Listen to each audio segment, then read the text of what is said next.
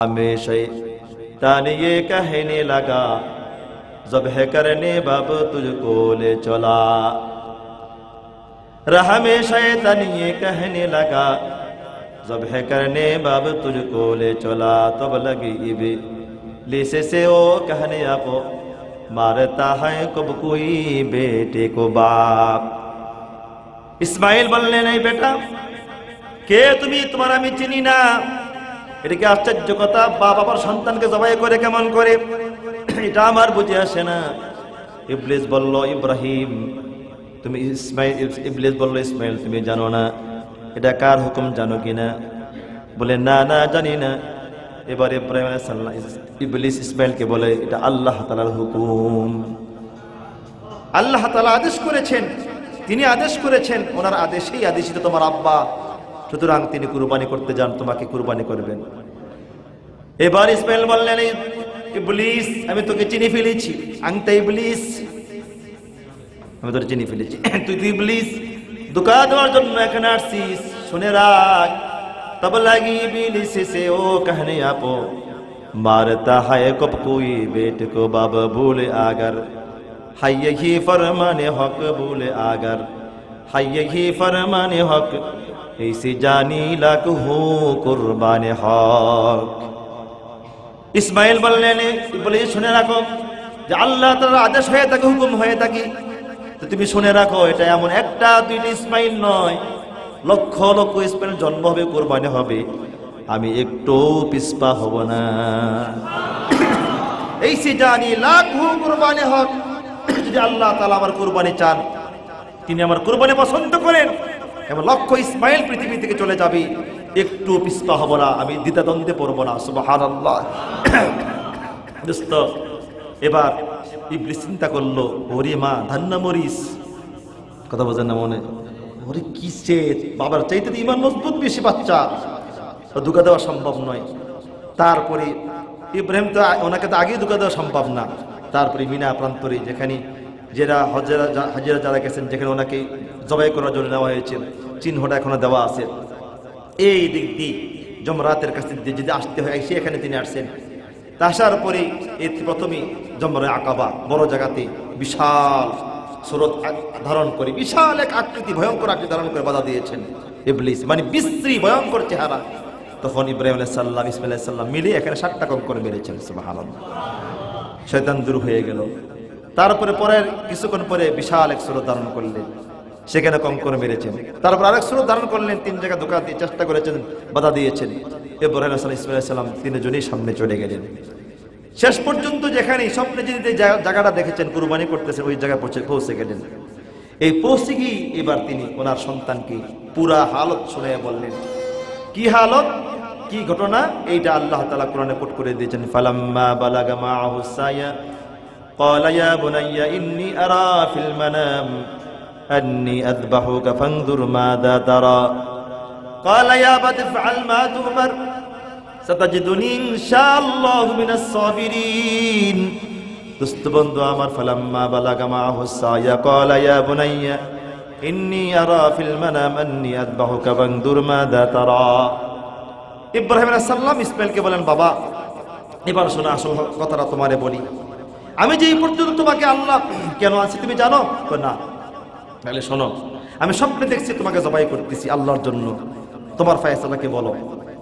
আমাদের বাচ্চারা হইলে বলতো আব্বা আপনি কি করে আমার জবাই করে ফেলবেন, কিন্তু তৎক্ষণাৎ একটু বিচলিত হন নাই, একটু চিন্তা করেননি। তিনি সঙ্গে সঙ্গে বললেন ক্বালা ইয়া আবাতি ইফআল মা তু'মার, বাবা আমাদের পিছনে কিন্তু ইবলিস আছে, রাস্তা ধোঁকা দিয়েছে, আমাকে এমনটাই বলেছে, যদি আল্লাহ তাআলা আপনাকে আদেশ করে থাকেন, আদিষ্টিত হয়ে থাকেন, আপনি আর দেরি করবেন না, জলদি আবার এখনই কুরবানি করে ফেলেন, শয়তান ধোঁকা দিয়ে ফেলবে আমাদেরকে।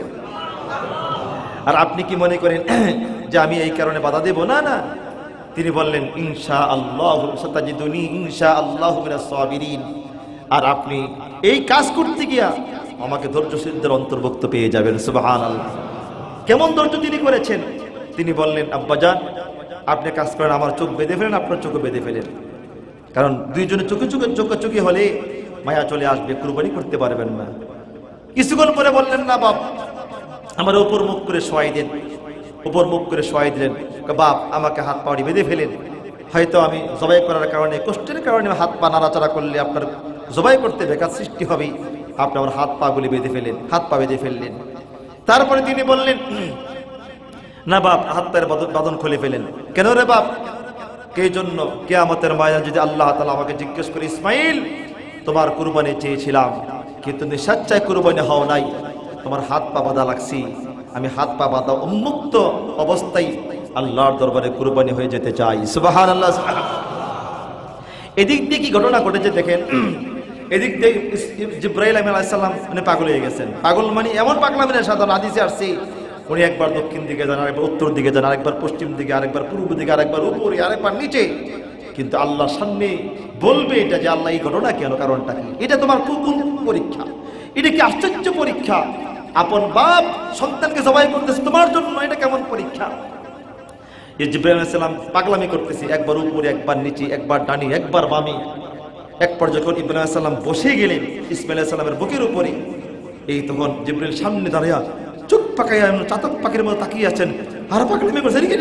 এটা কি আশ্চর্য কথা! আর এটা কি, এটা কেমন কুরবানি, এটা কেমন মহব্বত, ভালোবাসা! এক পর্যায়ে যখন ইব্রাহিম আলাইহিস সালাম ছুরি চালাই দিয়েছেন গলার উপরে, জিবরাইল আর সহ্য করতে পারেন না, চিৎকার, আল্লাহু আকবার, আল্লাহু আকবার চিল্লান, এমন বিকট শব্দে চিৎকার শুরু করেছেন। এই আওয়াজ যখন নাকি ইসমাইল আলাইহিস সালামের কানে আসলো, ইসমাইল বলেন লা ইলাহা ইল্লাল্লাহু আল্লাহু আকবার। এই আওয়াজ যখন নাকি ইব্রাহিম আলাইহিস সালামের কানে আসলো, তিনি বলেন ওয়ালিল্লাহিল হামদ, ওয়ালিল্লাহিল হামদ, ওয়ালিল্লাহিল হামদ, ওয়ালিল্লাহিল হামদ। চোখ বন্ধ করে আল্লাহর মহব্বতে শুধু পৌঁছাইতেছে যে ছুরি তো কার হুকুমে চলে, কার হুকুমে চলে বলেন। জিবরাইল আল্লাহু আকবার, আল্লাহু আকবার। ইসমাইল কে লা ইলাহা ইল্লাল্লাহ আল্লাহু আকবার। ইব্রাহিম আলাইহিস সালাম বলেন ওয়ালিল্লাহিল হামদ, ওয়ালিল্লাহিল হামদ। এই তিনটা আওয়াজকে আল্লাহ এত পছন্দ করেছেন, তিনটাকে আল্লাহ সমন্বয় করে জমা করে আনেওয়ালা উম্মতের জন্য কিয়ামত পর্যন্ত যারা যারা আসবে সবার জন্য ওয়াজিব করে দিয়েছেন আল্লাহ তাআলা। এবার জিবরাইলকে, জিবরাইল সিল্লাও কম, সিল্লা বেটা কম, জলদি জান্নাতে ঢুক। আল গরজ জিবরিল কো ফরমা দিয়া गोसेफन एके जल्दी जन्नत से तुला और इब्राहिम को दे ये पैगाम अल्लाह ताला तुमको कहता है सलाम तूने मेरी राह में जो ये किया फज़्ल से मैंने कबूल उनको किया। अल्लाह ताला जिब्रील जा जल्दी जा, अल गरज जिब्रील को फरमा दिया गोसेफन एके जल्दी जन्नत से तुला। এই জিবরাইল জলদি জান্নাত থেকে একটা বকরি নিয়ে আসো। কোন বকরিটা? ওই যে হাবিল কুরবানি করেছিল, আল্লাহ কবুল করেছেন, ওই দুম্বাটা আল্লাহ রেখে দিয়েছেন সযত্নে। ঘটনা ঘটবে আল্লাহ জানেন তো নাকি? ওই দুম্বাটা এনে ইসমাইলকে সরাই দিয়ে এবার শোয়াই দিয়েছেন, সেখানে কুরবানি হয়ে গেল। তিনি দেখছেন কি গলা কাটতেছে, তিনি শুকরিয়া আলহামদুলিল্লাহ যাক আল্লাহ কুরবানি কবুল করছে। চোখের বাঁধন খুলে দেখে ইন্না লিল্লাহ, ইসমাইল তো নাই, সামনে দাঁড়িয়ে আছে, দুম্বা জবে গেছে। সুবহানাল্লাহ, সুবহানাল্লাহ। अल गरज जिब्रील को फरमा दिया गोसेफन एके जल्द जन्नत से तुला और इब्राहिम को दे पियाम। हे इब्राहिम, हे जिब्राइल, इब्राहिम के सुसंबाद दिए दाओ अल्लाह ताला तुमको कहता है सलाम, अल्लाह तुम्हें सलाम जानिয়েছেন। तूने मेरी राह में जो ये किया फजल से मैंने कबूल उनको किया। ए जिब्राइल तुम्हें बोले दाओ, ए इब्राहिम, अल्लाह ताला তোমার কুরবানি এমন পছন্দ করেছেন, তুমি যে কুরবানি আল্লাহর জন্য পেশ করেছো আল্লাহ তাআলা এমন মহব্বত করে পছন্দ করেছেন, আল্লাহ তাআলা কিয়ামত পর্যন্ত আনেওয়ালা সম্পদশালীর উপরে কুরবানি ওয়াজিব করে দিয়েছে। আল্লাহু আকবার, জোরে বলেন আল্লাহু আকবার। আমার সামনে আসতেছি, আমাদের সামনে একটি ওয়াজিব যাদেরকে আল্লাহ তৌফিক দান করেছেন, কুরবানি, আল্লাহর রাহে কুরবানি করা। এই কুরবানিটা যে আমরা করব, কেমন করে করব? কুরবানি কেমন ছিল? অতীতের জামানার কুরবানি কেমন ছিল? এবং আম্বিয়ে কেরাম আলাইহিস সালাতু ওয়াস সালামের কুরবানি কেমন ছিল? আমাদের কুরবানি কেমন হওয়া উচিত? এই বিষয়ে কিঞ্চিত আলোচনা করার জন্য আশা ব্যক্ত করছি।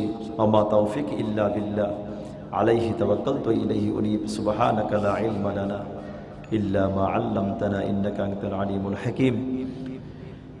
আল্লাহ সুবহানাহু ওয়া তাআলার শেষ মেহেরবানি যে আল্লাহ তাআলা উম্মতের সম্মান মর্যাদা অনেক অনেক বাড়িয়ে দিয়েছেন। এই উম্মতের মর্যাদা এতটা বেশি, এত বেশি যে এই উম্মত পৃথিবীতে আসছে সবার পরে, জান্নাতে ঢুকবে সবার আগে। এই উম্মত পৃথিবীতে আসছে, হায়াত পাবে কম, কিন্তু অন্যান্য উম্মতের চাইতে এই উম্মতের হায়াতের যদিও কম হয়, অন্যান্য উম্মত 1000 বছরে ইবাদত করে যে পরিমাণ সওয়াব পেয়েছেন, এই উম্মতের এক রাতের ইবাদতের সওয়াব তার চেয়ে বেশি হয়ে যাবে। তার ভিতরে গুরুত্বপূর্ণ একটি ইবাদত, প্রত্যেক যুগে যুগে আদম থেকে নিয়ে প্রত্যেক নবীর জমানায় কুরবানি ছিল। কি ছিল জোরে বলেন? আমার সাউন্ড কি বুঝতেছেন আপনারা? প্রত্যেক এমন কোন নবী ছিল না, রাসূল ছিল না যে নবী রাসূলের জমানায় কুরবানি ছিল না। প্রত্যেকটা আদম থেকে তো শুরু হয়েছে, হাবিল কাবিল এই দুইজন থেকে কুরবানি শুরু হয়েছে। আল্লাহ সুবহানাহু ওয়া তাআলা হাবিলের কুরবানি কবুল করেছেন, কাবিলের কুরবানি কবুল করে নাই। তো দুইজনেই কুরবানি করেছেন। সুতরাং কুরবানির সূচনা, কুরবানির শুরুটা আদম আলাইহিস সালামের জমানা থেকে শুরু হয়েছে, এই পর্যন্ত চলমান, কিয়ামত পর্যন্ত চলমান থাকবে। সুতরাং পূর্বের উম্মতের জন্য আমাদের রাসূল পৃথিবীতে আসার পূর্বে অন্যান্য উম্মতের কুরবানি ছিল, কিন্তু কুরবানির গোশত তারা খেতে পারতেন না। এই উম্মতকে আল্লাহ তাআলা কি কি ফ্যাসিলিটি দিয়েছেন, কি সম্মানটা দিয়েছেন দেখেন। অন্যান্য উম্মতদেরকে আল্লাহ তাআলা পাপ করার কারণে এদের চেহারা বিকৃত করে দিয়েছেন, কাউকে শুয়োর, কাউকে বানর, কাউকে বিভিন্ন প্রাণী আল্লাহ তাআলা বানিয়ে দিয়েছেন। বা মস্ক, চেহারাকে মানুষের চেহারা রাখে নাই। মস্ক হাদিসে আসছে, মস্ক অর্থ হলো চেহারা বিকৃত করে দেওয়া। বলেন চেহারা কি করে দেওয়া? বিকৃত করে দেওয়া। পূর্বের উম্মতের কেউ শুরু হয়ে গিয়েছে, কেউ বানর হয়ে গিয়েছে, আবার দেখা গিয়েছে কারো চেহারা শুয়োর বানর কিছুই হয়নি, কিন্তু বিকৃত। কি বলেন? মানুষের চেহারা না, এটা একটা অদ্ভুত একটা প্রাণী, মানে কোনো শুয়োরও না, গাদাও না, কি একটা অদ্ভুত, পুরো দেহটা, বডিটা হলো মানুষের, তো চেহারাটা বিকৃত।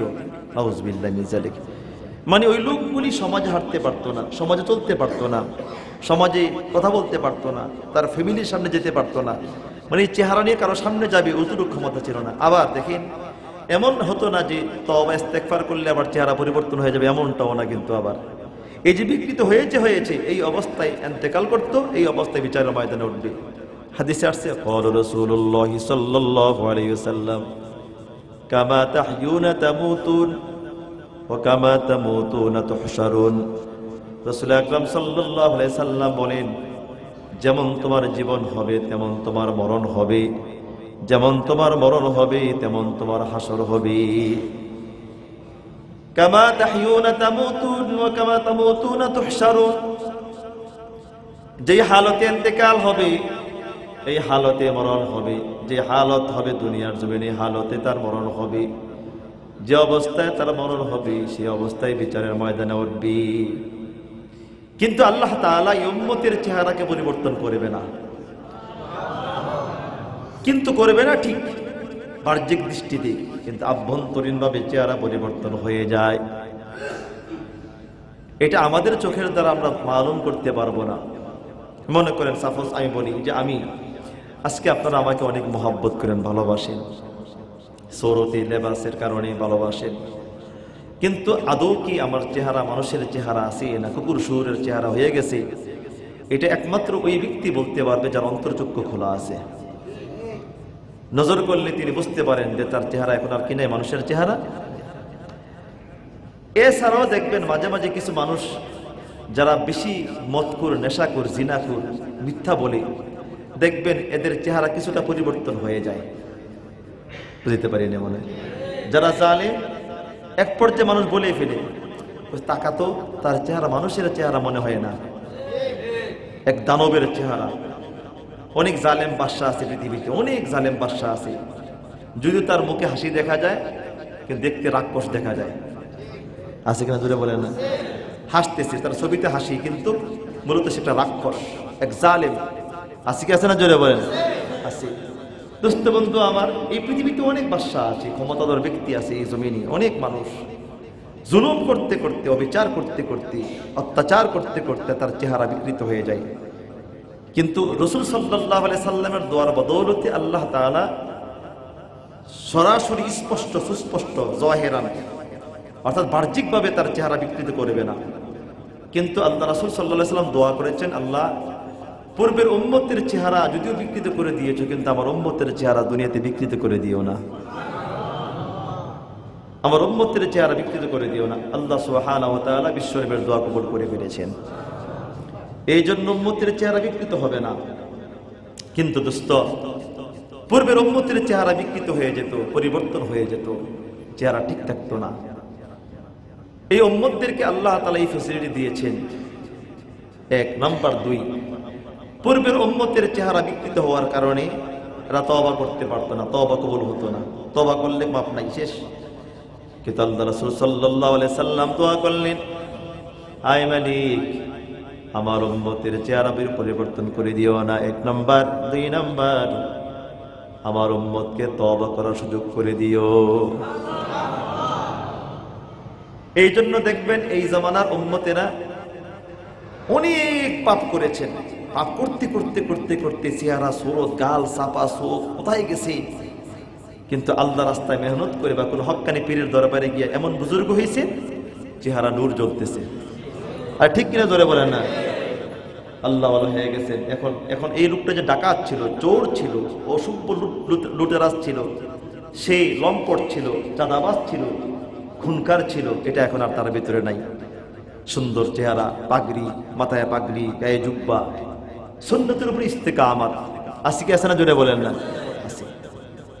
এই জন্য উম্মতকে আল্লাহ তাআলা এই ফ্যাসিলিটি দিয়েছেন, সুবহানাল্লাহ। নাম্বার 2, পূর্বের উম্মতের কুরবানি যে করা হতো, এই কুরবানির গোশত তারা খেতে পারতেন না। কিন্তু এই নবীর উম্মতকে আল্লাহ ফ্যাসিলিটি দিয়েছেন যে তোমরা কুরবানিও করবা, আবার গোশতও খাওয়া। 1 নাম্বার। 2 নাম্বার। নাম্বার 3 নাম্বার, পূর্বের উম্মতের হালত এমন ছিল, কুরবানি করলে কাঠটা কবুল হয়েছে, কাঠটা কবুল হয় নাই, এটা প্রমাণ হয়ে যেত। মানে যারটা কবুল হতো, আকাশ থেকে একটা আগুন আসতো, আগুন এসে তার জন্তুটা জ্বালিয়ে পুড়িয়ে ছাই করে ফেলতো, এটা কবুল হয়েছে। আর যারটা কবুল হয় নাই, এটা পরে থাকতো। আচ্ছা, যদি আমাদের সমাজে এটা চালু থাকতো, এমনটা হইতো, সে সমাজে মুখ দেখাইতে পারতো? কয়জনের কুরবানিতে কবুল হয় আল্লাহ জানে। কত হাক ডাক, কত ভাব, কত ঢোল, কত তবলা, কত কিছু। কিন্তু এই উম্মতকে আল্লাহ তাআলা এটা গোপন রাখছেন, বান্দা কবুল হোক বা না হোক, তাই দুনিয়ার জমিনে তোমাকে লাঞ্ছিত করব না, অবদস্থ করব না। তা না হলে তো আমরা কেউ চেহারা মানুষকে দেখাইতে পারতাম না। আল্লাহর মানুষ আল্লাহ ভালো জানি এটা আল্লাহ কেন করেছেন। আমি তো মাঝে মাঝে ওই এটা হওয়ার দরকার ছিল, তাহলে বুঝে আসতো যে কার টাকা হালাল, কার টাকা হারাম, ঠিক কিনা? ধরে বল, কার নিয়ত আল্লাহর জন্য। আল্লাহর জন্য কুরবানি কি করছে? কি সভাপতি সাহেব আল্লাহর জন্য করছে, না খতিব সাহেব আল্লাহর জন্য করছে? প্রমাণ হইতো নাকি সভাপতি সাহেব? এটা প্রমাণ হইতো। দোস্ত, রাসূল আকরাম সাল্লাল্লাহু আলাইহি সাল্লামের দোয়াকে আল্লাহ কবুল করে ফেলেছেন, যার কারণে আল্লাহ তাআলা এই উম্মতকে দুনিয়াতে লাঞ্ছিত করবে না। আল্লাহ তাআলা আমাদের সবাইকে আল্লাহর জন্য কুরবানি করার তৌফিক দান করুন, সকলে বলে আমিন। কুরবান শব্দটা কিরবানুন থেকে, কি থেকে জোরে বলেন? কিরবানুন থেকে। কিরবান শব্দের অর্থ হলো যে যেই কোনো বস্তুর মাধ্যমে আল্লাহর নৈকট্য অর্জন করা, নামাজ হোক, রোজা হোক, হজ হোক, যাকাত হোক, দান হোক, খায়রাত হোক, সাদাকাত হোক, কুরবানি হোক। কিন্তু শরীয়তের পরিভাষা কুরবান বলা হয় নির্দিষ্ট তারিখে, নির্দিষ্ট দিনে, নির্দিষ্ট জন্তুকে আল্লাহর সন্তুষ্টির জন্য কুরবানি করে আল্লাহর সন্তুষ্ট অর্জন করা। কার সন্তুষ্ট অর্জন করা? আল্লাহর সন্তুষ্ট অর্জন করা। আল্লাহ তাআলা আমাদেরকে আল্লাহর জন্য কুরবানি করার তৌফিক দান করুন, সকলে বলে আমিন। ইসমাঈল আলাইহিস সালাতু ওয়াস সালাম, ইব্রাহিম আলাইহিস সালাম যেভাবে কুরবানি করেছেন, এমন করে আমাদের কুরবানি করতে হবে। ওনাদের কুরবানি কেমন ছিল, আল্লাহ তাআলা ওনাদের কুরবানি কেমনটা কবুল করেছেন, আপনি একটু ভাবার বিষয় যে আল্লাহর সন্তুষ্ট অর্জনের জন্য তারা কি পরিমাণ আল্লাহর সামনে কুরবানি পেশ করেছেন। ইব্রাহিম আলাইহিস সালামের বুড়াকালে বাচ্চা হয়েছে, ইসমাঈল আলাইহিস সালাম বুড়াকালে। মানুষ জুয়ানকালে বাচ্চা হইলে আরো বাচ্চা হবে আশা থাকে, কিন্তু হয় না, একদম বুড়া বয়সে 120 বছর ইব্রাহিম আলাইহিস সালামের বা 80 বছর, হ্যাঁ, ইখতিলাফ আছে। আর আম্মাজানের বয়স তো কতই হবে, আর 60-70 বছর হবে। এই বয়সে যদি একটা বাচ্চা পায়, খুশি নেবে যায়? কেমন খুশি! সুবহানাল্লাহ, খুশির কোনো অন্ত নাই। এই সবেমাত্র বাচ্চা পাইল, দুগ্ধ পান করতেছে বাচ্চা। এই অবস্থায় আল্লাহ তাআলা কুরবানি শুরু করলেন। ইব্রাহিম, তোমাকে এমনি সারা হবে না, কারণ তোমার আমি জাতির পিতা বানাবো। মিল্লাতা আবিকুম ইব্রাহিম, মিল্লাতা আবিকুম ইব্রাহিম, জাতির পিতা হলো ইব্রাহিম আলাইহিস সালাতু ওয়াস সালাম। আমাদের জাতির পিতাকে ইব্রাহিম আলাইহিস সালাম, মিল্লাতা আবিকুম ইব্রাহিম। আল্লাহ বললেন তোমাদের বাপ, তোমাদের পিতা। ইব্রাহিম আলাইহিস সালাম একদিন আয়নার সামনে দাঁড়াইছেন, তো দেখতেছি 2-3টা দাড়ি আর কয়েকটা চুল পেকে গেছে। ইব্রাহিম আলাইহিস সালাম পর্যন্ত এর আগে যারা ছিলেন পৃথিবীতে, তাদের চুল দাড়ি পাকতো না। 100-200 বছর 800 বছর হইল কসকসে জুয়ান। সুবহানাল্লাহ, চুল দাড়ি পাকতো না। এর আগের কোন নবীর চুল দাড়ি পাকে নাই। ইব্রাহিম আলাইহিস সালাম একদিন আয়নার সামনে দাঁড়াইছেন, তো দেখি চুল কয়েকটা পেয়ে গেছে, দাড়িও সাদা হয়ে গেছে। আল্লাহ, এটা কি? চুলও সাদা, দাড়িও সাদা। তো বাপ হইবা যে মুরব্বী বাপ, কথা কয় না কি? মুরব্বীও লাগবে নাকি? বাপ কেমন হওয়া যায়? বাপ হইতে গেলে অবশ্যই কি লাগবে? মুরব্বী সাজতে হবে। এই জন্য এখান থেকে চুল পাকা শুরু হয়েছে। আল্লাহ সুবহানাহু ওয়া তাআলা এর আগে কারো চুল পাকতো না, দাড়িও পাকতো না। তো ওনাকে যদি আল্লাহ বাপ বানাবে, আল্লাহ সুবহানাহু ওয়া তাআলা এই জন্য ওনার চুল আর দাড়ি পাকাই দিয়েছেন। আল্লাহ তাআলা বলেন মিল্লাতা আবিকুম ইব্রাহিম, এ ইব্রাহিম তুমি হইবা জাতির পিতা। সুবহানাল্লাহ, আমাদের জাতির পিতাকে বলেন ইব্রাহিম আলাইহিস সালাতু ওয়াস সালাম। ইব্রাহিম আলাইহিস সালাম এই মুহূর্তে বাচ্চা পাওয়ার পরে, এত সুন্দর ফুটফুটে বাচ্চা, এক তো উনি নবী হবেন, আবার আমার রাসূলের নূর মুবারক ওনার কপালে ছিল। একটা ঝিনুক থেকে যদি একটা মুক্তা বের হয়, ঝিনুকটা স্বচ্ছ হয়, সুন্দর হয়, মুক্তাটা স্বচ্ছ সুন্দর হয়। আর এক ঝিনুক থেকে যদি 1000 মুক্তা বের হয়, ইসহাক আলাইহিস সালাম থেকে বাকি নবীরা আসছেন, ইসমাঈল আলাইহিস সালাম থেকে পর্যায়ক্রমে বুক পিট হয়ে হয়ে পরিবর্তন হয়ে একদম কুরাইশ বংশে এসে আমার রাসূল মুহাম্মদ রাসূলুল্লাহ সাল্লাল্লাহু আলাইহি সাল্লামের জন্ম। একটি নবী হবে। আমি গত কয়েকদিন আগে একবার বলেছিলাম যে আমার রাসূল কত সুন্দর ছিলেন। গত বছর আমি যে সভাপতি সাহেব উম্মিয়ানের বাড়িতে আন্ডারগ্রাউন্ডের নিচে আমি সেখানে গেলাম। তো আমি নামাজ পড়তে বসে আছি, একটু পরে একামত হবে। হঠাৎ করে দেখতেছি এই পাশ থেকে 2টা বাচ্চা যাচ্ছে। আমি একটা ঘটনা বলছিলাম আপনাদেরকে, মনে আছে মনে হয়? 2টা বাচ্চা যাচ্ছে। বাচ্চাগুলোর বয়স সর্বোচ্চ কত হবে? 12 থেকে 13 হবে, এর বেশি হবে না। বাচ্চা 2টা হাসতেছে, এদের দাঁতগুলিতে মনে মুক্তা ঝরতেছে, এদের চোখগুলি এত সুন্দর, কাজল কালো আঁকি, কাটা টানা চোখ, সুন্দর যে কি পরিমাণ আমি কল্পনা, আমি আপনাদের ভাষায় প্রকাশ করতে পারবো না। মানে অথচ আমরদের দিকে খারাপ দৃষ্টি তাকানো হারাম, যার বেরিশ, যার দাড়ি নাই। হ্যাঁ, আমাদের ইমাম আবু হানিফা রহমতুল্লাহ আলাই, যে উনি তো ইমাম মুহাম্মদ রহমতুল্লাহ বাদশার ছেলে ছিলেন। আমরা অনেকে মনে করি, একটা বিষয় আমি ক্লিয়ার করে ফেলি।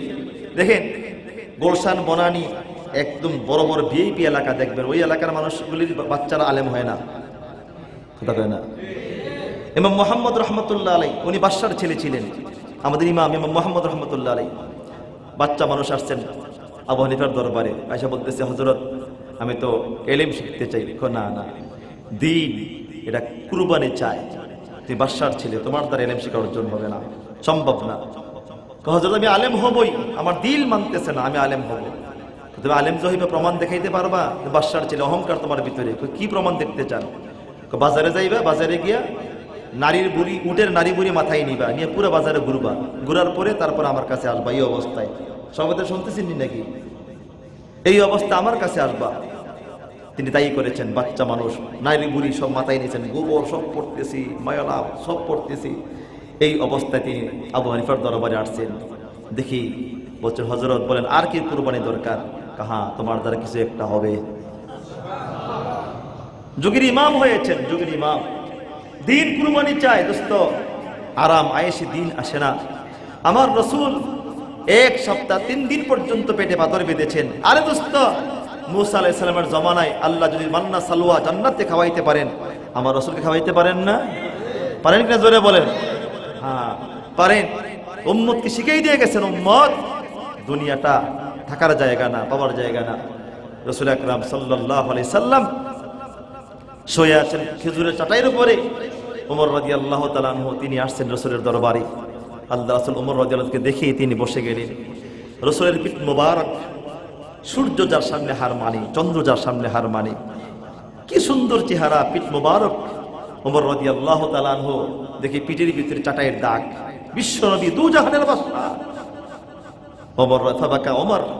ওমর রাদিয়াল্লাহু তাআলা কান্না শুরু করেন। আল্লাহ রাসূল বললেন, লিমা বাকাইতা ইয়া ওমর, মা ইউবকিকা ইয়া ওমর। ওমর তোমারে কে কাঁদায়? ওমর তুমি কাঁদো কেন ওমর? কি হয়েছে তোমার? ওমর রাদিয়াল্লাহু বললেন, ইয়া রাসূলুল্লাহ, রোম পারস্যের বাদশারা যারা দুনিয়ার কুকুর, যারা জালেম, যারা দুনিয়াদার, এরা কত আরাম আয়েশে থাকে, সুখ স্বাচ্ছন্দ্যে থাকে। আপনি দু জাহানের বাদশা, অথচ আপনার জন্য আজকে আরাম আয়েশের কোনো ব্যবস্থা নাই। খেজুর চাটাইতে শুয়ে আছেন, পিঠে দাগ পড়ে আছে। আমার আর সহ্য হচ্ছে না, আমি একটা আরামের তোষক আপনার জন্য বানাই দিই। আল্লাহ রাসূল সাল্লাল্লাহু আলাইহি সাল্লাম ওমরের হাত ধরলেন আর বলেন, ওমর আতারদাউনা ইয়া ওমর লাহুমুদ দুনিয়া লানাল আখিরা। ওমর তুমি কি সন্তুষ্ট না? তুমি কি রাজি না? এই কাফেররা, দুনিয়াদাররা, এরা দুনিয়া নিয়ে যাক, আমরা আল্লাহর কাছ থেকে আখিরাত নেব। আর আস্তে সুবহানাল্লাহ কোন মিয়া। আল্লাহ রাসূল বললেন, ওমর তুমি কি রাজি না, সন্তুষ্ট না? তারা দুনিয়া নিয়ে যাক, আমরা আল্লাহর কাছ থেকে আখিরাত নেব। ওমর কেঁদে কেঁদে বলেন, হ্যাঁ ইয়া বালা ইয়া রাসূলুল্লাহ, হ্যাঁ অবশ্যই আমরা আখিরাত চাই, আখিরাত চাই। এই যে আল্লাহ রাসূল বাদা আল ইসলাম গরীবান ওয়া সায়াউদু কামা বাদা ফাতুবা লিল গুরাবা। আল্লাহ রাসূল বলছেন ইসলামের সূচনা গরীব থেকেই, গরীব অবস্থায় মদিনার দিকে বিদায় নিবে ইসলাম। সুতরাং ধনীদের ছেলেরা আলেম হয় কম, ঠিক কিনা জোরে বলেন? হবে না।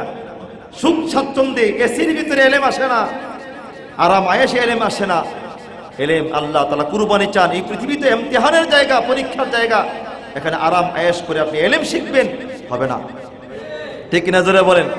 দেখুন গরিবের ছেলেরা আলেম হয়, গরিবের ছেলেরা মুফতি হয়, মুহাদ্দিস হয়। আমি যে কষ্ট করে লেখাপড়া করেছি দোস্ত, এটা তার অন্ত নাই। আমি কিতাব কেনার মতো টাকা আমার কাছে ছিল না। আমার সাথী ভাই ওমায়ের ভাই আমার একই রুমে থাকতেন। রাতের বেলায় তিনি কিতাব মোতালা করতেন 10টা পর্যন্ত, 10টার পরে তিনি ঘুমিয়ে যেতেন। আমাদের ওমায়ের ভাই ব্রেন ভালো ছিল। ভাই আপনি তো এখন কিতাবগুলো লাগবে না, যেগুলা হাসিয়া আছে, এগুলা সরা আছে, এই যে আমার একটু কিতাবগুলি দিলে, তা আমি কিতাবগুলি নিয়ে মসজিদে চলে যেতাম, হাটাজারি মাদ্রাসায় গিয়ে এই এশার নামাজ থেকে নিয়ে ফজর পর্যন্ত কিতাব মোতালা করতাম। 200 টাকার জন্য হাটাজারিতে আমি 200 টাকার জন্য প্রাইভেট পড়াইছি। আসরের পরে একটা প্রাইভেট, এটা কায়দা পড়াইতাম 200 টাকার জন্য। কুরবানি চাই, দিন, দিন কুরবানি চাই দোস্ত। দিন কখনো সুখ চায় না, সুখে দিন আসে না। আল্লাহ রাসূল সাল্লাল্লাহু আলাইহি সাল্লাম, রাসূল আকরাম সাল্লাল্লাহু আলাইহি সাল্লাম তো বলছিলাম যে ওই বাচ্চাগুলোর কথা বলতেছিলাম, তবে এদের দিকে তাকিয়েছিলাম যে আমরদের দিকে, যে কথা বলতে আমরদের দিকে, ছোট কি যে বলে যে যাদের বেরিশ দাড়ি নাই, এদের দিকে আমাদের এখনো বর্তমান উলামায়ে কেরাম এদের দিকে তাকান না। এদের দিকে বদ নজরে তাকানো হারাম, খারাপ নজরে তাকানো হারাম। এদের দিকে খারাপ নজরে যারা তাকায় এদের দ্বারা বলৎকারের ঘটনা ঘটে, ঠিক কিনা জোরে বলেন? এই জন্য এই শিশু বলৎকার যেটা আছে এটা ঘটে এই বদ নজরের কারণে। তো আবু হানিফা রাহমাতুল্লাহ আলাইহি, ইমাম মুহাম্মদ রাহমাতুল্লাহ আলাইহি পিছনে রাখতেন। কোথায় রাখতেন? বলে তুমি সামনে বসবা না, সাবধান, আমার সামনে কখনো তুমি বসবা না। দাঁড়িয়ে নাই, মানে বাদশার ছেলে ছিলেন, চেহারা অনেক সুন্দর, অনেক সুন্দর ছিলেন মুহাম্মদ রাহমাতুল্লাহ আলাইহি। তো উনি পিছনে বসে থাকেন। ওস্তাদকে কি মানায়, ছাত্ররা বাইরে তোমরা বোঝো, ওস্তাদকে কি মানতেন? দাড়ি উঠে গেছে, এই পর্যন্ত দাঁড়িয়ে হয়ে গেছে ওস্তাদকে কোনোদিন। অথচ আবু হানিফা রাহমাতুল্লাহ আলাইহি কি পরিমাণ নজর হেফাজত করছেন। ওই ইমাম মুহাম্মদ রাহমাতুল্লাহ আসলে ওনার দিকে তাকাইতেন না, ওনার দাড়ি উঠছে কিনা ওটা তাও জানতেন না। ইমাম মুহাম্মদ রাহমাতুল্লাহ পিছনে বসে থাকেন সবসময়, দাড়ি কিন্তু উঠে গেছে। একদিন আবু হানিফা রাহমাতুল্লাহ আলাইহি আয়না দিয়া তিনি চেহারা দেখতেছেন, তো আয়নার ভিতরে ইমাম মুহাম্মদের চেহারা দেখা যায়। কে রে দাড়িওয়ালা লোকটা? কারারি? হুজুর আমি। কে? মুহাম্মদ। এই বেটা তোমার দাড়ি উঠছে বলবা না? সুবহানাল্লাহ বলেন, দাড়ি উঠছে বলবা না? সামনে সামনে সামনে বসো এবার। সুবহানাল্লাহ। যে কথাটা বলতেছিলাম দোস্ত, এই জন্য বেরিস আপনারা যারা আছেন, আমরা যারা আছি, আমি সহ আমরা সবাই এই যে ছেলেরা সুন্দর, চেহারা ভালো, এদের দিকে নজর দিয়ে তাকাবেন না। বলে হুজুর ওই তাকাইলেন যে, এখানে তাকাইছে কেন? ওই যে এক ব্যক্তি এক সুন্দরী মেয়ের দিকে তাকাইয়া কাঁদতেছে। মেয়ে বলতেছে যে আপনি কি আমার প্রেমে পড়ছেন? আমার দিকে তাকিয়ে আছেন যে কারণটা কি? তুই বুজুর্গ বলতেছে যে যে আল্লাহ তাআলা তোমার এই সুন্দর চেহারা বানাইছে, তারে তোরে জোরে একটা শব্দ আজ বলে গেছি যে ওই মালিকের আমি তোমার দিকে এই জন্য তাকিয়ে আছি যে তোমার প্রেমেও পড়ি নাই, তোমার সৌন্দর্য রূপে আমি আকৃষ্ট হই নাই। যে মালিক তোমার এই সুদংশ বদন সুন্দর করে বানাইছেন তিনি কতই না সুন্দর, তিনি কতই না সুন্দর। আমি এখানে বসে এই দুইটা বাচ্চার দিকে তাকিয়েছিলাম লম্বা সময়, এরা আসতেছে, হাসতেছি, খিলখিল করে আসতেছি, তখন আমি তাকিয়েছিলাম। এক পর্যায়ে আমার চোখ দিয়ে পানি চলে আসলো। আমি তখন বললাম, আল্লাহ, যদি উম্মতের চেহারা এত সুন্দর হয়, আমার নবীর চেহারা কত সুন্দর ছিল, আমার নবীর চেহারা কতটা সুন্দর ছিল। উম্মতের চেহারা এত সুন্দর হলে বিশ্বনবী মুহাম্মদ রাসূলুল্লাহ সাল্লাল্লাহু আলাইহি সাল্লাম, আমার রাসূলের নূর মুবারকটা ইসমাঈল আলাইহিস সালামের এই কপালের ভিতরে ছিল। শিশুকালেই ওনার পরীক্ষা শুরু হয়ে গেল। তারপরে সময় স্বল্প, বাপ বেটা দুইজনে এবার কুরবানি করার জন্য রওনা দিয়েছেন। এটা হাদিসে ইখতিলাফ আছে। কেউ কেউ বলেছেন যে ইসমাঈল আলাইহিস সালাম বিষয়টা জানতেন, জেনেই তিনি পিছনে পিছনে রওনা দিয়েছেন। কিন্তু কোরআনের আয়াতের দিকে তাকালে বোঝা যায় তিনি জানতেন না। জানছেন কে? হাজেরা আলাইহিস সালাতু ওয়াস সালাম। তিনি আবার আরেক হাদিসে আসছে যে তিনিও জানতেন না, ওনাকে গোপন রাখছেন, কেন মা তো কাঁদবে, এজন্য ইব্রাহিম আলাইহিস সালাম এটা গোপন রাখছেন, চলো একটু কাটতে যাব। আবার আছে আরেক riwayate আসছে যে হ্যাঁ হাজেরাকে জানাইছেন যে আল্লাহ কুরবানি চাই, আমি এমনটা দেখেছি। হাজেরা খুশি মনে বিদায় দিয়েছেন, সাজিয়ে গুজিয়ে বিদায় দিয়েছেন। সুবহানাল্লাহ। দোস্ত বন্ধু আমার, ইব্রাহিম আলাইহিস সালাম রওনা দিয়েছেন। শয়তান তো সব জানে, কারণ ওই জমানায় তো শয়তান আকাশ পর্যন্ত বুঝতে পারতেন, আকাশের সাথে কান লাগে শুনতে পারতেন কি ঘটনা ঘটবে, কি ঘটতেছে, শয়তান তো বুঝে ফেলেছেন। শয়তান চিন্তা করলেন যদি কুরবানি হয়ে যায় আর আল্লাহ কবুল করেই ফেলেন, তাইলে তো কত বনি আদম এটাকে কেন্দ্র করে জান্নাতে চলে যাবে। এটাকে আমাকে যে কোনো কর্মই হোক আমাকে এটা থামাতে হবে, কোনো সন্দেহ নাই। এবার রাস্তার পাশেই ইব্রাহিম আলাইহিস সালাম তো সামনে হাঁটতেছে, ইসমাইল পিছে হাঁটতেছেন। শয়তান পিছন দিক দিয়ে কয়, ইসমাইল হাল আনতা তাআলামু, তুমি জানো? আইনা তাযহাব, যাও কোথায়? তোমার বাপ কেন নিয়ে যায় তুমি জানো? কয় কাটতে যেতেছি, এই যে রশি আছে আর ছুরি আছে, কাটতে যেতেছি। কয় না না না, তুমি জানো না। বলে কি? তোমার আব্বা তোমাকে জবাই করবে। কি করবে? জবাই করবে। রাহ মে শয়তান ये कहने लगा ज़ब्ह करने बाब तुझको ले चला। राह में शैतान ये कहने लगा ज़ब्ह करने बाब तुझको ले चला। तब लगी इब्लीस से ओ कहने आपको मारता है कब कोई बेटे को बाप। ইসমাইল বললেন, এই বেটা কে তুমি? তোমার আমি চিনি না। এটা কি আশ্চর্য কথা, বাপ আবার সন্তানকে জবাই করে কেমন করে, এটা আমার বুঝে আসে না। ইবলিস বলল, ইব্রাহিম তুমি ইবলিস বলল, ইসমাইল তুমি জানো না এটা কার হুকুম, জানো কিনা? বলে না না জানি না। এবার ইব্রাহিম আলাইহিস সালাম ইবলিস ইসমাইলকে বলে এটা আল্লাহ তাআলার হুকুম, আল্লাহ তাআলা আদেশ করেছেন, তিনি আদেশ করেছেন, ওনার আদেশেই আদেশিত তোমার আব্বা, সুতরাং তিনি কুরবানি করতে যান, তোমাকে কুরবানি করবেন।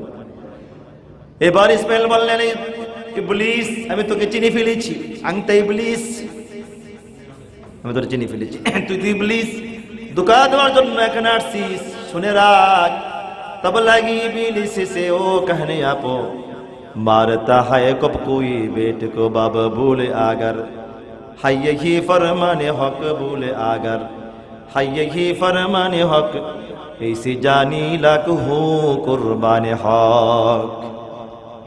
ইসমাইল বললেন, ইবলিস শুনে রাখো যে আল্লাহ তাআলার আদেশ হয়ে থাকে, হুকুম হয়ে থাকে, তো তুমি শুনে রাখো এটা এমন একটা দুইটা ইসমাইল নয়, লক্ষ লক্ষ ইসমাইল জন্ম হবে, কুরবানি হবে, আমি একটু পিছপা হব না। এই সে জানি লাখ কুরবানি হক, যদি আল্লাহ তাআলা আমার কুরবানি চান তিনি আমার কুরবানি পছন্দ করেন এবং লক্ষ ইসমাইল পৃথিবী থেকে চলে যাবে, একটু পিছপা হব না, আমি দ্বিধাদ্বন্দ্বে পড়ব না। সুবহানাল্লাহ। দোস্ত, এবার ইবলিস চিন্তা করলো, ওরে মা ধান্না মরিস, কথা বোঝেন না মনে, ওরে কি সে বাবার চাইতে ইমান মজবুত বেশি বাচ্চা, ধোঁকা দেওয়া সম্ভব নয়। তারপরে ইব্রাহিম তো ওনাকে তো আগেই ধোঁকা দেওয়া সম্ভব না। তারপরে মিনা প্রান্তরে যেখানে হাজিরা যারা গেছেন, যেখানে ওনাকে জবাই করার জন্য নেওয়া হয়েছে, চিহ্নটা এখনো দেওয়া আছে। এই দিক দিয়ে জমরাতের কাছে যদি আসতে হয়, সে এখানে তিনি আসছেন। তা আসার পরে এই প্রথমে জমরে আকাবা বড় জায়গাতে বিশাল সুরত ধারণ করে, বিশাল এক আকৃতি, ভয়ঙ্কর আকৃতি ধারণ করে বাধা দিয়েছেন ইবলিস, মানে বিশ্রী ভয়ঙ্কর চেহারা। তখন ইব্রাহিম আলাইহিস সালাম, ইসমাঈল আলাইহিস সালাম মিলে এখানে 7টা কঙ্কর মেরেছেন। সুবহানাল্লাহ। শয়তান দূর হয়ে গেল। তারপরে পরের কিছুক্ষণ পরে বিশাল এক সুরত ধারণ করলেন, সেখানে কঙ্কর মেরেছেন। তারপর আরেক সুরত ধারণ করলেন, 3 জায়গায় ধোঁকা দিয়ে চেষ্টা করেছেন, বাধা দিয়েছেন। ইব্রাহিম আলাইহিস সালাম, ইসমাঈল আলাইহিস সালাম তিনজনই সামনে চলে গেলেন। শেষ পর্যন্ত যেখানে স্বপ্নে যে জায়গাটা দেখেছেন কুরবানি করতেছেন, ওই জায়গায় পৌঁছে গেলেন। এই পৌঁছে গিয়ে এবার তিনি ওনার সন্তানকে পুরা হালত শুনিয়ে বললেন। কি হালত, কি ঘটনা, এইটা আল্লাহ তাআলা কোরআনে কোট করে দিয়েছেন। ফালাম্মা বালাগা মাআহু সায়া ক্বালা ইয়া বুনাইয়া ইন্নী আরা ফিল মানাম আন্নী আযবাহুকা ফানজুর মাযা তারা ক্বালা ইয়া আবাতি ইফআল মা তু'মার সাতাজিদুনি ইনশাআল্লাহু মিনাস সাবিরিন। দোস্ত বন্ধু আমার, ফালাম্মা বালাগা মাআহু সায়া ক্বালা ইয়া বুনাইয়া ইন্নী আরা ফিল মানাম আন্নী আযবাহুকা ফানজুর মাযা তারা। ইব্রাহিম আলাইহিস সালাম ইসমাঈলকে বলেন, বাবা এবার শোনো, আসল কথাটা তোমারে বলি। আমি যে এই পর্যন্ত তোমাকে আল্লাহ কেন আছি তুমি জানো? না। তাহলে শোনো, আমি স্বপ্নে দেখছি তোমাকে জবাই করতেছি আল্লাহর জন্য, তোমার ফয়সালাকে বলো। আমাদের বাচ্চারা হইলে বলতো, আব্বা আপনি কি করে আমার জবাই করে ফেলবেন? কিন্তু তৎক্ষণাৎ একটু বিচলিত হন নাই, একটু চিন্তা করেননি। তিনি সঙ্গে সঙ্গে বললেন, ক্বালা ইয়া আবাতি ইফআল মা তু'মার।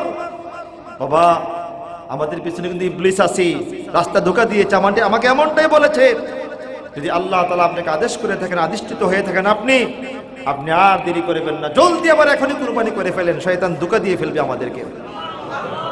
আর আপনি কি মনে করেন যে আমি এই কারণে বাধা দেব? না না।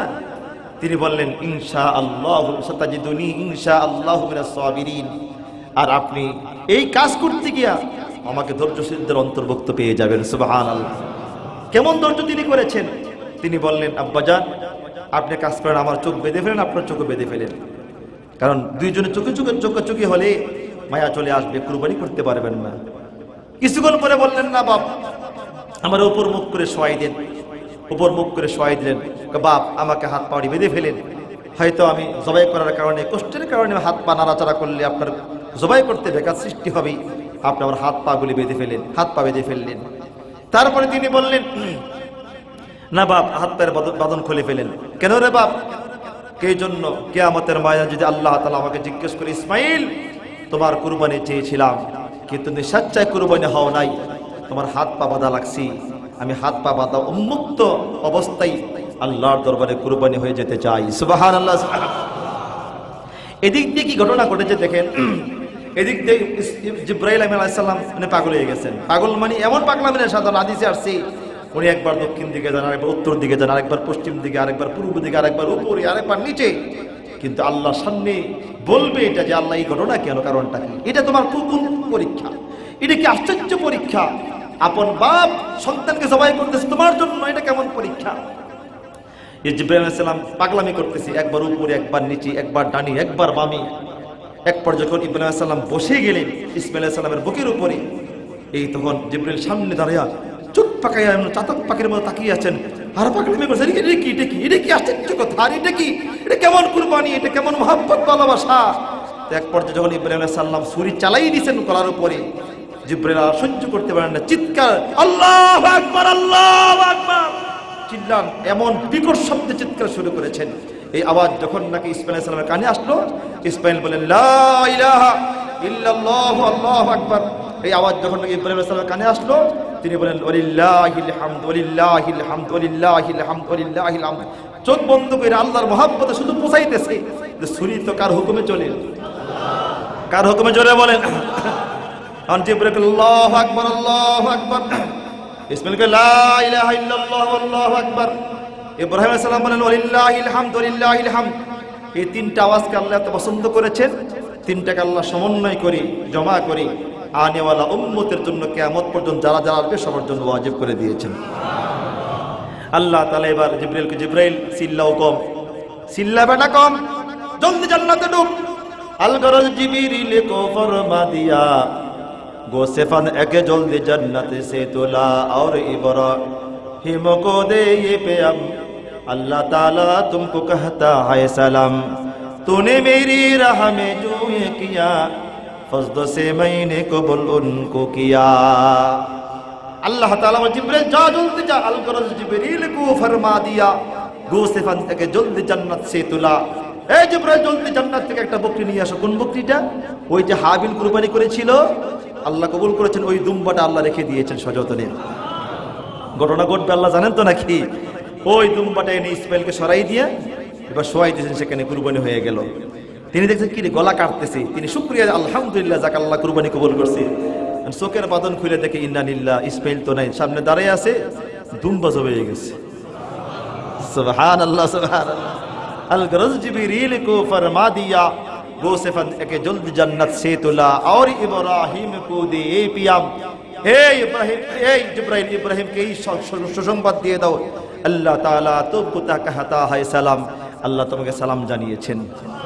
तूने मेरी राह में जो ये किया फजल से मैंने कबूल उनको किया। ए जिब्राइल तुम्हें बोले दाओ ए इब्राहिम अल्लाह ताला তোমার কুরবানি এমন পছন্দ করেছেন, তুমি যে কুরবানি আল্লাহর জন্য পেশ করেছো আল্লাহ তাআলা এমন মহব্বত করে পছন্দ করেছেন, আল্লাহ তাআলা কিয়ামত পর্যন্ত আনেওয়ালা সম্পদশালীর উপরে কুরবানি ওয়াজিব করে দিয়েছে। আল্লাহু আকবার, জোরে বলেন আল্লাহু আকবার। আমার দোস্ত আমার বন্ধুজি কথাটা বলতেছিলাম, কুরবানি হবে কার জন্য? আল্লাহর জন্য। আল্লাহর জন্য কুরবানি হবে, আর কারোর জন্য নয়। আল্লাহর জন্য কুরবানি না হয় তাইলে অবস্থা কি হবে? কিয়ামতের ময়দানে আল্লাহ তাআলা মানুষকে দেখানোর জন্য আমল করলি, মানুষকে দেখানোর জন্য বয়ান করলি, মানুষকে দেখানোর জন্য নামাজ পড়লে, মানুষকে দেখানোর জন্য কুরবানি করলি, আল্লাহ তাআলা কিয়ামতের ময়দানে সমস্ত আমলনামাগুলি ধূলিসাৎ করে ফেলবেন। আল্লাহ তাআলা বলেন ওয়াকাদিমনা ইলা মা আমিলু মিন আমালিন ফাজআলনাহু হাবাআম মানসুরা। কিয়ামতের ময়দানে অনেক মানুষের আমলকে আমি তার চোখের সামনে ধূলিসাৎ করে ফেলব। এই জন্য কুরবানি হবে কার জন্য? বলেন কার জন্য? এবার কুরবানি করব কোনটা? قال رسول الله صلى الله عليه وسلم عظموا ضحاياكم فإنها على الصراط مطاياكم। আল্লাহ রাসূল বলেন তোমরা মোটা তাজা জানোয়ার কুরবানি করো, কারণ এই মোটা তাজা জানোয়ারটা যে কুরবানি তুমি করবে আল্লাহর দরবারে কবুল হয়ে গেলে এই বাহনটা ফুলসিরাতে এই জন্তুটা ফুলসিরাতে বাহন হবে। আচ্ছা, এই বাহন যদি দুর্বল হয় তো চলবেও দুর্বল, ঠিক কিনা জোরে বলেন? রাসূল বলেন মোটা তাজা, আর বেশি মোটাও এটাও দুর্বল, কথা কয় না, হাঁটতেই পারে না, অনেক সময় ট্রাকে করে আনতে হয়, ঠিক না? এইটা না, অর্থাৎ যেটা শক্তিশালী খুব দৌড়াইতে পারে, দেখে নেবেন, ইঞ্জেকশন ওলা না। হ্যাঁ, মোটা তাজা জানোয়ার কুরবানি করো, যেটা তোমাদের ঘুমাইতে দেখছেন কি ঘুম, রহমতের জায়গা না? সুবহানাল্লাহ। قال رسول الله صلى الله عليه وسلم عظموا ضحاياكم فإنها على الصراط مطاياكم।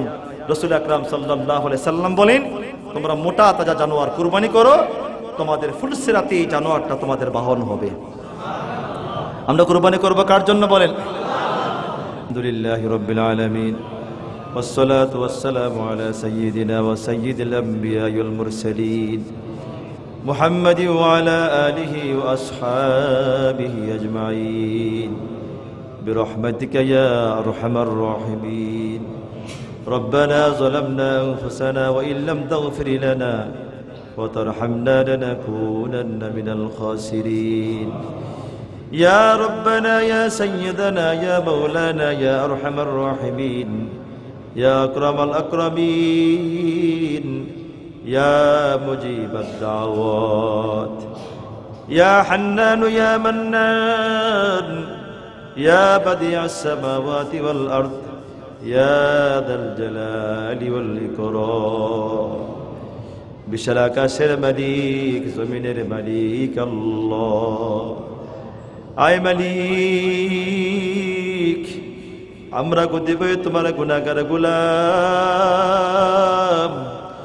বড় বুক বড় আশা নিয়ে তোমার দরবারে হাত তুলেছি। আল্লাহ, আমাদের পুরা জীবনটাই গুনাহে ভরা, হাত দুইটা গুনার দুর্গন্ধে ভরা, পা দুইটা গুনার দুর্গন্ধে ভরা, চোখ দুইটা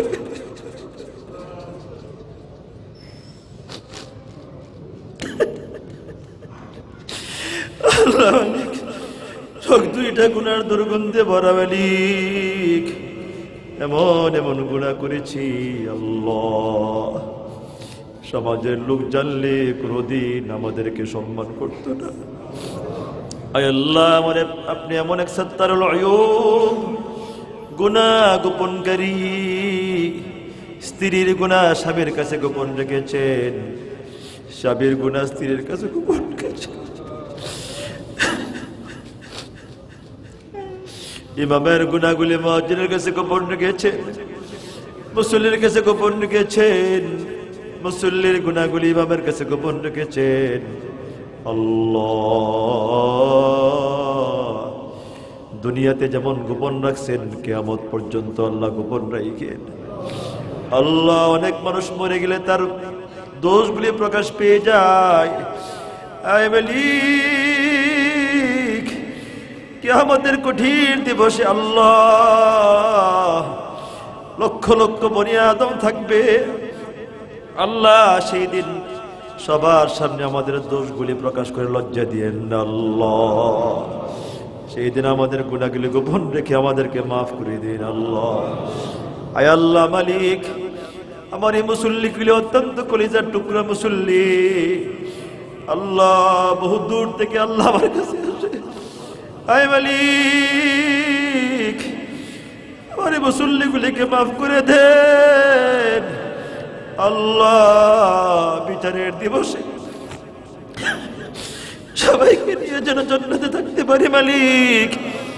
আল্লাহ, আমাদের সবাইকে জান্নাতে রাখেন আল্লাহ। আমাদের জিন্দেগির গুনাহগুলি মাফ করে দেন আল্লাহ। আমাদের এখানে কারো মা নাই, কারো বাবা নাই, কারো বোন নাই, কারো ভাই নাই মালিক। জানি না আমাদের আব্বা আম্মা কবরে কোন হালতে আছে রে মালিক। আমাদের আব্বা আম্মার পক্ষ থেকে মাপ চাই। আমাদের আব্বা আম্মাকে আর কবরে আযাব দিয়েন না আল্লাহ। আমাদের আব্বা আম্মার কবরগুলোকে আপনি জান্নাতের বাগান বানিয়ে দিন আল্লাহ। এই মুসল্লিগুলি আল্লাহ যারা টাকা দিয়েছে, পয়সা দিয়েছে, বুদ্ধি দিয়েছে, শ্রম দিয়েছে আল্লাহ, প্রত্যেকের দানগুলি আপনি কবুল আর মঞ্জুর করে নেন আল্লাহ। অনেকে হজে যাবে, প্রত্যেকের হজকে আপনি কবুল করে নেন আল্লাহ। আল্লাহ, অনেকে শরীফের মাধ্যমে দোয়া চেয়েছে আল্লাহ, যে যে আশা নিয়ে দোয়া চেয়েছে প্রত্যেকের মনের আশাগুলি পুরা করে দেন আল্লাহ। আমাদের সবাইকে হজ্জে মাবরুর দান করে আল্লাহ। যে সকল মুসল্লি ভাইয়েরা টাকা দিয়েছে হজে যাওয়ার জন্য, বড় আশা করে দান করেছে আল্লাহ, এদেরকে খুব দ্রুত হজ্জে বাইতুল্লাহ সফর করার তৌফিক দান করে দেন আল্লাহ। যে যে আশা নিয়ে টাকা দিয়েছে প্রত্যেকের মনের বাসনাগুলি আপনি পুরা করে দিন আল্লাহ। যে যে আশা নিয়ে দোয়া চেয়েছে প্রত্যেকের মনের বাসনাগুলি আপনি পুরা করে দেন আল্লাহ। আমাদের সবাইকে হজ্জে বাইতুল্লাহ বারবার করার তৌফিক দান করে দেন। আমাদের দানগুলি কবুল করেন আল্লাহ। আমাদের ঈমানকে মজবুত করেন আল্লাহ। গুনার প্রতি ঘৃণা জন্মায় দেন, নেকের প্রতি আগ্রহ বাড়িয়ে দিন আল্লাহ। অনেক কিছু বলার ছিল আল্লাহ, বলতে পারি নাই, যেগুলা আমাদের প্রয়োজন দরকার সবগুলি কবুল করেন। সাল্লাল্লাহু তাআলা আল্লাহ। আল্লাহ, সুজন ভাই আমাদের মসজিদের নিয়মিত মুসল্লি যে ইন্তেকাল করেছেন আল্লাহ, ওনাকে মাফ করে দিন, ওনার কবরকে জান্নাতের বাগান বানিয়ে দিন। সাল্লাল্লাহু তাআলা আলা খায়রি খালকি। আল্লাহ, কমিটির লোক বড় আশা করে টাইলসের কাজ ধরেছেন আল্লাহ, খায়রিয়তের সাথে টাইলসের কাজকে সমাপ্ত করার তৌফিক দান করে দেন। সাল্লাল্লাহু তাআলা আলা খায়রি খালকি মুহাম্মদ ওয়া আলা আলিহি ওয়া আসহাবিহি আজমাইন। আমিন আমিন বিরহমাতিকা ইয়া আরহামার রাহিমিন।